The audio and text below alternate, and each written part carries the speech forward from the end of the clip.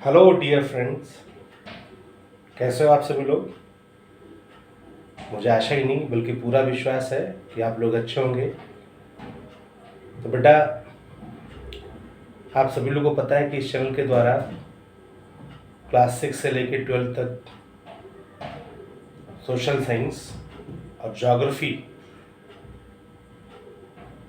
As a subject उसके videos जो है इस चैनल के द्वारा जो प्रोवाइड किए जाते हैं।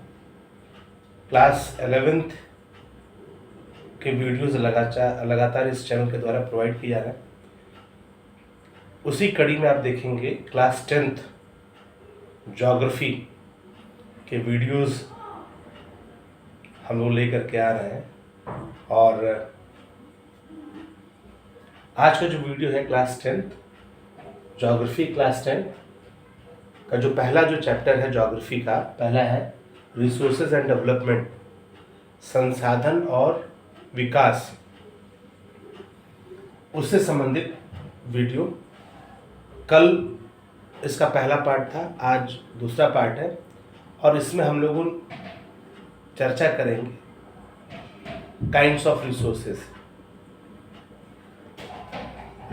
के प्रकार, काइंड्स टाइप्स ऑफ रिसोर्सेज की चर्चा हम लोग करेंगे।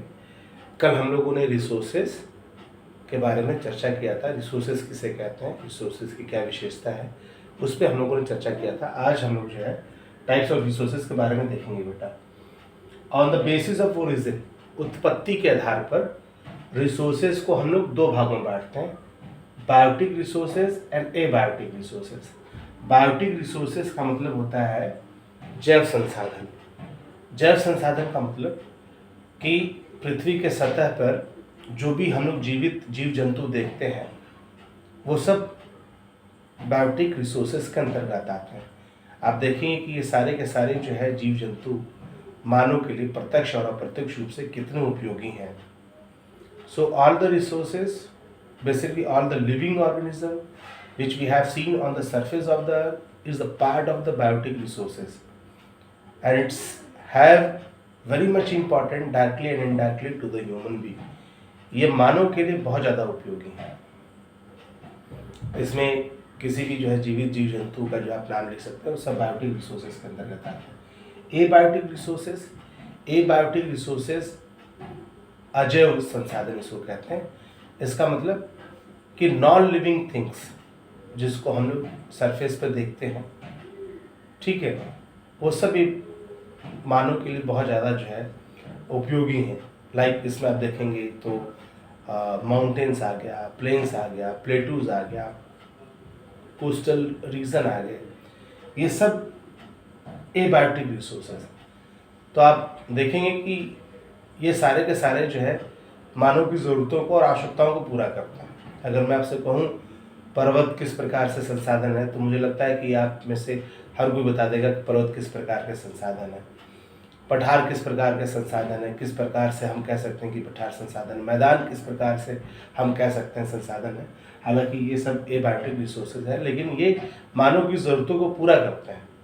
ठीक है, हम लोग शुरू से पढ़ते आ रहे हैं। On the basis of exhaustibility, exhaustibility का मतलब होता है समाप्यता।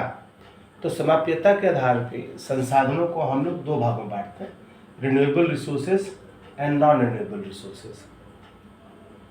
रिन्यूएबल रिसोर्सेज का मतलब होता है नवीनीकरण संसाधन, नॉन रिन्यूएबल का मतलब होता है गैर नवीनीकरण संसाधन। तो रिन्यूएबल रिसोर्सेज किसे कहते हैं? रिन्यूएबल रिसोर्सेज वो रिसोर्सेज होता है जिसका एक बार प्रयोग करने के बाद हम दोबारा इसको जो है प्रयोग में ला सकते हैं। इट मीन्स द रिसोर्सेज, आप ध्यान से देखेंगे तो रीन्यूएबल ये तीन शब्दों से मिलकर बना है। री का मतलब दोबारा, न्यू मतलब नया और एबल मतलब बनने योग्य। तो वो संसाधन जो दोबारा नया बनने योग्य है उसको रिन्यूएबल रिसोर्सेज कहते हैं। इसका मतलब the resources which we use firstly, it will never be finished. We can make renew again and again. Such kinds of the resources we call it renewable resources. इसको renewable resources कहते हैं। यानी एक बार के प्रयोग करने से जो संसाधन समाप्त नहीं होता है, जिसको हम लोग बार बार जो है रिन्यू कर सकते हैं, बार बार नया बना सकते हैं, उसको रिन्यूएबल रिसोर्सेज कहते हैं। अगर आप देखोगे तो वाटर को हम लोग रिन्यूएबल रिसोर्सेज मान सकते हैं। वाटर का एक बार प्रयोग करने से समाप्त नहीं होगा, ठीक है, उसको दोबारा जो है हम लोग अपने इस्तेमाल में लायक बना सकते हैं, रिन्यूएबल रिसोर्सेज, ठीक है। नॉन रिन्यूएबल रिसोर्सेज वो रिसोर्सेज होता है जिसको एक बार प्रयोग करने के बाद ये समाप्त हो जाता है। The resources which we use firstly and then we can finished off it, means it is not having abilities to make renew of it, यानी इसमें इतनी योग्यता नहीं होता है कि वो दोबारा जो है इस्तेमाल के योग्य बन सके। Once we use it, it will be finished. एक बार जब हम इसका इस्तेमाल करेंगे, प्रयोग करेंगे, तो ये समाप्त हो जाएगा। तो ऐसे रिसोर्सेज को हम लोग नॉन रिन्यूएबल रिसोर्सेज कहते हैं।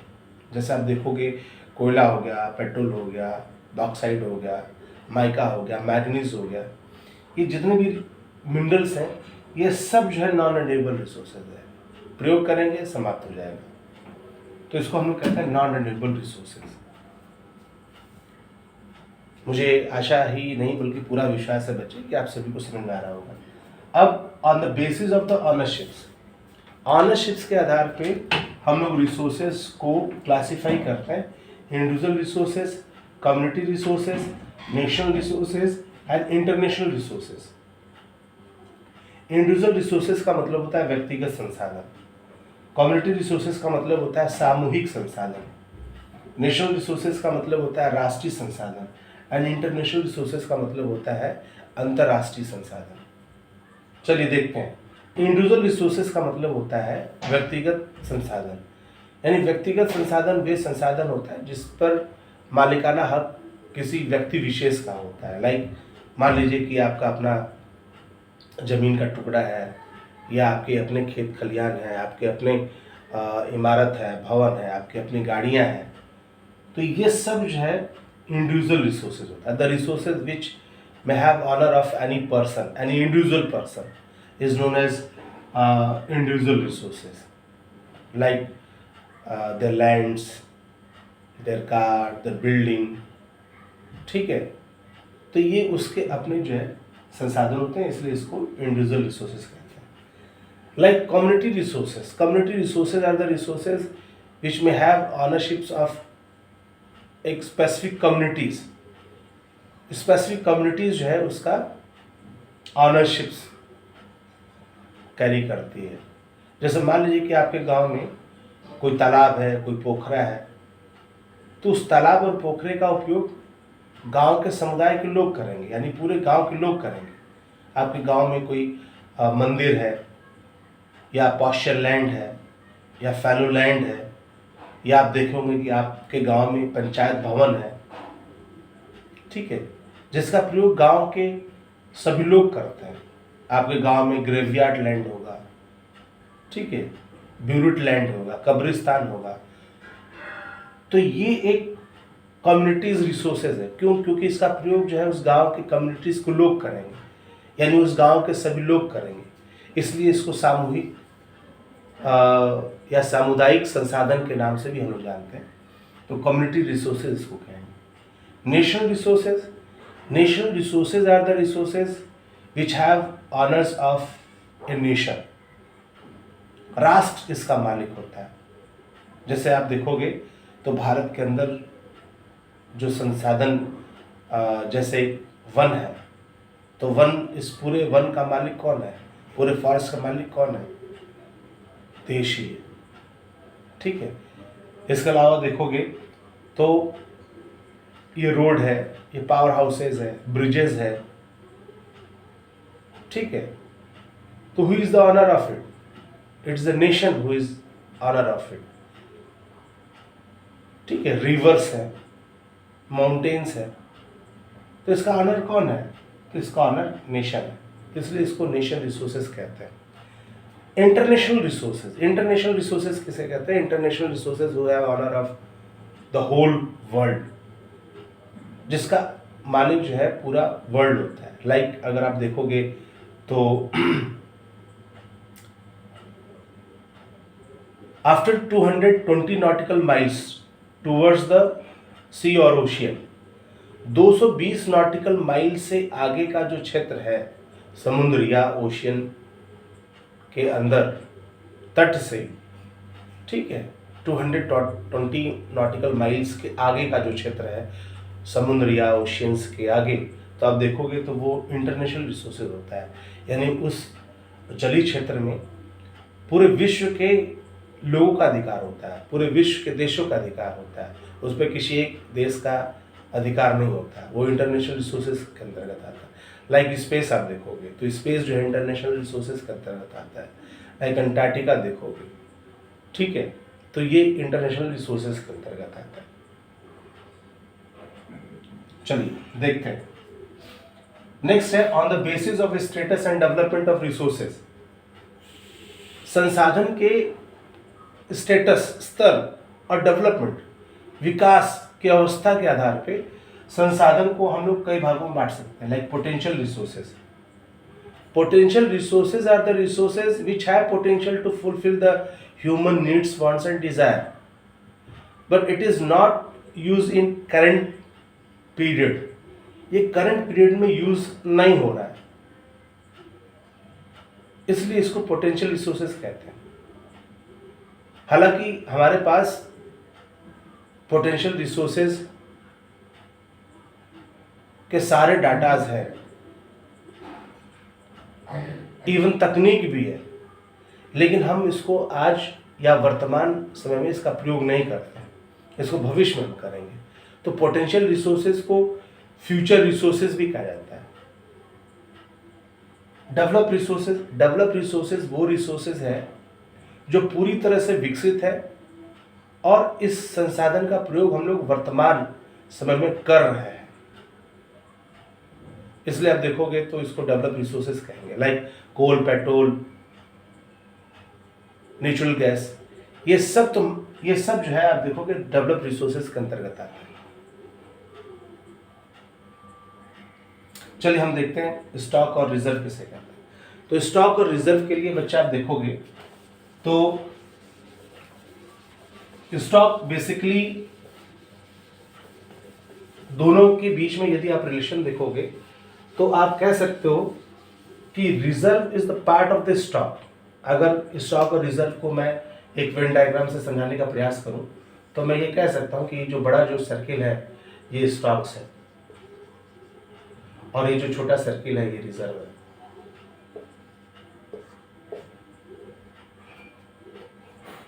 ठीक है, यानी स्टॉक का मतलब बहुत व्यापक शब्द है, रिजर्व का मतलब स्पेसिफिक शब्द में हम इसका प्रयोग कर सकते हैं, या हम कह सकते हैं कि reserve is the part of the stock. ठीक है, स्टॉक और रिजर्व दोनों को ही फ्यूचर रिसोर्सेस के अंतर्गत रखा जाता है। अब आप देखोगे तो बेसिकली स्टॉक और रिजर्व में डिफरेंस अगर करना होगा तो हम कर सकते हैं। लाइक टेक्नोलॉजिकली एक्सेसिबिलिटीज हम कह सकते हैं, उसके आधार पे जो हम दोनों को जो डिफरेंट कर सकते हैं। स्टॉक के बारे में आप देखेंगे तो स्टॉक की टेक्नोलॉजी हमारे पास नहीं होती है। ठीक है, हमें पता है कि संसाधन है but it didn't has technology. Reserve has technology but we can't use it in present time. That technology is having much expensive. इसकी टेक्नोलॉजी बहुत एक्सपेंसिव। अब आप कहोगे सर रिजर्व और पोटेंशियल में क्या अंतर है? पोटेंशियल में टेक्नोलॉजी है बच्चा, पोटेंशियल रिसोर्सेज में टेक्नोलॉजी है, हम लोग जानबूझ करके जो है उसको यूज नहीं कर रहे हैं। ठीक है, क्यों? क्योंकि हमें उससे भविष्य में यूज करना है।